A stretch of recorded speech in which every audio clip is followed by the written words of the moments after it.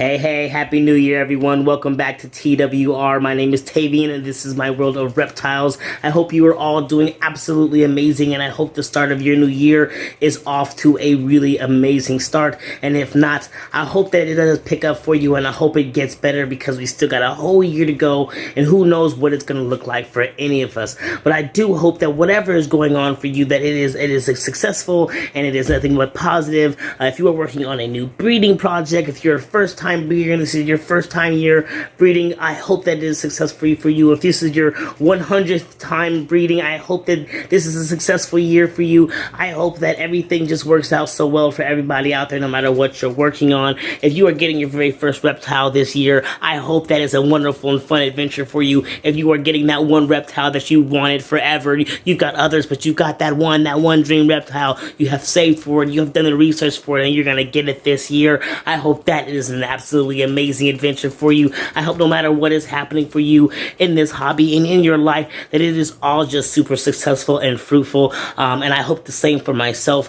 Who knows what it's going to look like? The last couple of years have just been who knows. Like, we didn't even see any of these things happening, and I don't even have a vision of what the life is going to look like for me in my future this year. All I can hope for is that it is just successful, and it is positive, and it is fruitful, and I come out on top. Because right now I ended my last year feeling like, all right, I'm pretty good. I could be worse, and so I'm blessed on that, and I hope that my year continues to feel just as blessed. So, and the same thing to you guys. So, yeah, I'm not gonna keep rambling about the new year, but it's just another video. It's another day. It's another year. But we got to keep the things going, and not much changes in here. But I do know that there is somebody else who is entering the 2022 year, trying to start off on a fresh start. So let's check out this girl here. Oh, all right. Let's see where she is. Oh, there she is. There we go. We got Bellatrix here, who is in full-on blue mode right now. I just kind of gave this area a spray down. It's what I do. Normally, this area, she stays dry. Obviously, they don't need the very humid environment. But when she does go into shed, I will mist the whole thing down and keep it somewhat a little moister than average, just so that can be an easy process. And with much luck, that will be one full shed, and a very nice, large shed at that. So I'm excited to get that. But yeah, she's looking really good. I do keep a shed from Zuko in there, just to keep her enticed. Zuko is still in there as well. I'll probably keep him in there until maybe a couple months before she would actually have her babies, if everything goes correctly. So I'm just keeping him in there for now. They do get fed separately, but they are continuing to stay together. But yeah, she is full on in blue, and this is probably one of the calmest stages for her, is when she's in blue. However, Zuko over there, let me talk about Zuko. Now, Zuko has always been a reasonably just like relaxed animal. You know, he's always been one that's been super chill, never hissing, never biting, like none of those things. However, like now that he's in breeding mode, essentially, he has like his attitude has gone through the roof. He's a spicy noodle. Let me tell you what, he is just so spicy. Like, he's so quick to strike anything that like gets near him inside there when he's in there with her. Maybe when he's not in there, he's fine. Once I get him out and get him calmed down a bit, he's definitely fine. When he's in there with her, he is just ready to go. He is like ready to fight. He's got no qualms with taking a bite at you. And so that's just something that me as his owner needs to be aware of. And those are the type of behaviors I need to be aware of, and understanding the situation as to why that is happening. And I know that is just breeding behavior. That's the only reason. It's the only cause for any of it, is that he's been breeding with her, and he's been working at her on and off for the last couple of months now. And so he's just in full-on breeding mode, and so he's going to be a bit more testy than he normally is. That doesn't mean I'm more scared of him. It doesn't mean that he's a problem thing. It doesn't mean that he's not going to snap out of that once the breeding process is all over with. But he definitely is in that breeding stage, and so I'm going to go ahead and make sure I respect that and be very aware of that when I'm handling and dealing with him, because I don't want to get hurt, and I don't want to stress him out more than it needs to be. So I definitely just stay very aware of him when I'm engaging with him, and knowing that he's in that space, he's in breeding mode, and being very cautious with how I'm handling him. Right, so I am actually also been paying attention to Mango here. So he is here, hanging out in his little spot where he likes to sleep at most of the time. Now, Mango has been becoming significantly less active. He doesn't come down from there as much as he used to do. He does come down like every couple of days. He comes down, he'll get underneath the light over here, and then he'll chill, he'll roam around a little bit looking for some food, and then he gets back up in here and chill. But most days of the week these days, he's spending just up here most of the time. He doesn't really come out after the lights come on. He doesn't really do much eating. And so I think he's just kind of in that phase of brumation or getting very close to brumation. Maybe not even quite going into a full brumation, but maybe like a partial brumation where he knew, even with my space, I keep this space hot, right? Everything's super hot. It's nice 75 degrees, 80 in here at all times. And he's always got his lights as well.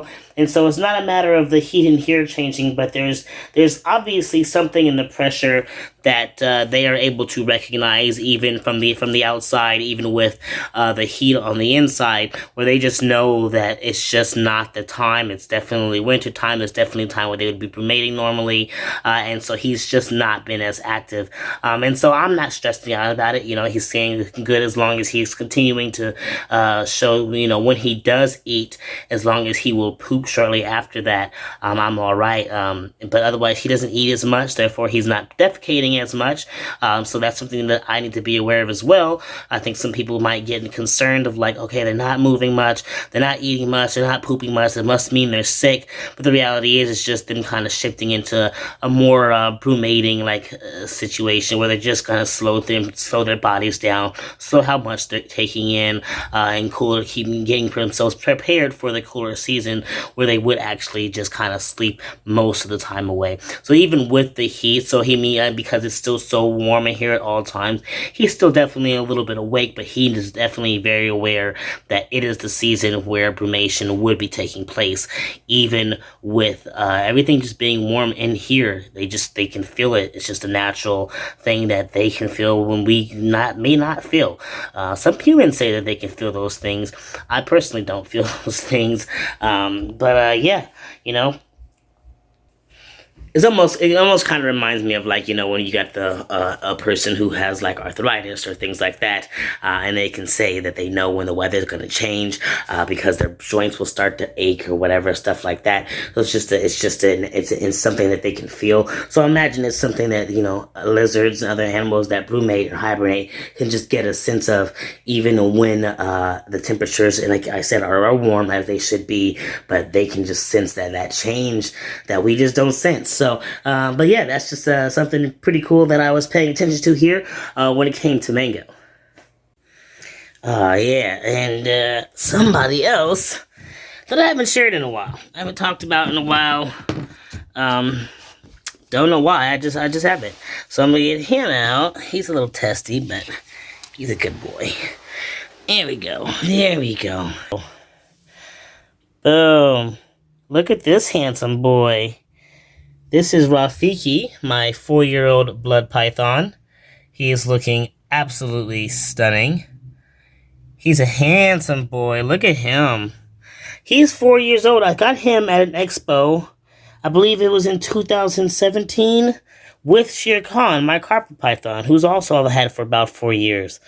I actually think I think Shere Khan was a year old when I got him. I think he was a yearling, a little small little thing. But this Billy was only a couple months old when I got him, and he was very small. As you can see, he's much bigger, and he's not too bad. He's a sweet boy. You know, I can touch him.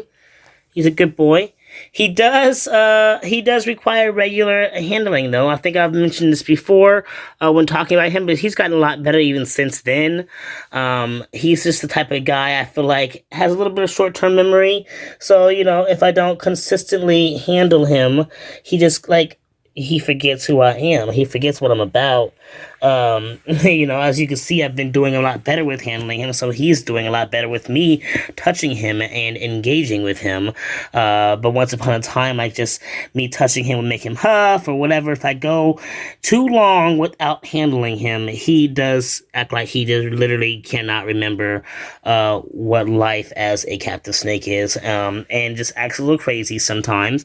But he's a good boy. He's a sweet boy. I mean, and he's gorgeous.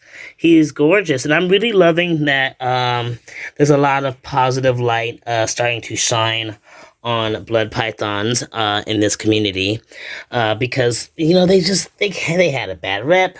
Things were not easy for them when they first came into this hobby. That is a fact. That is true. We know this. We can acknowledge this. But a lot of the animals that we have now in our captive bred life, like here with these guys, they're doing good, man. They've got great personalities. They're handleable. I mean, look at him. He's a good boy. He's a good boy. He's a sweet baby. He is a sweet baby. He's so much more curious than you would expect. He's so much more active than you would expect from a blood python, you know? Like, just, let me get him over here so I'll have a little bit more space to see him move. But yeah, he's a good boy. 4 years old. 4 years old, not massive. Definitely has a lot more growing to do, too. Like, definitely is not full grown. Okay, as you can see, he's not full grown. I haven't been doing some crazy, massive, fast breeding, feeding thing. Like, I'm not trying to get him there fast. He eats a proper meal at an appropriate amount of time, and he's good. And he's got a good weight to him, good size, great personality. Great personality. I mean, he's so much better already. Once upon a time, just me being in front of him would make him, like, definitely snap at me. So already, just my regular interacting with him has helped him just to calm down and realize that, oh, okay, everything is fine, everything is good. This person's not here to harm me. I'm just out getting some exercise, getting to explore a little bit. Huh, buddy? Huh? You little handsome. God, you're so pretty. You look so good, buddy. You look so good. And I'm so glad that you, like, calmed down in life. Because he was a bit feisty. When he first came to me, ooh, he was a bit feisty. I can't remember which one of them bit me. I think it was Shere Khan. I'm pretty sure it was Shere Khan, the carpet python. But, yeah, I got my carpet python and my blood python. Two were said to be one of the feistiest snakes. In the same day. So, y'all remember that video? I was like, ooh, I got 2 crazy snakes in one day. Nope, that's your limit. That's your limit. Back up, baby. Come here. Come here. Come here. No, that's your limit. But yeah, alright. I'm just gonna explore with him for a little bit. I'm gonna just spend some time with him, actually. And I think this video has probably gone on long enough anyway. So, I'm gonna go ahead and wrap it up here while I enjoy watching this beautiful snake roam and explore not in places that he cannot go. Alright, but you all take care. You love yourselves. Love your loved ones. Love your reptiles. And you all keep spreading those herps. Say bye. Bye.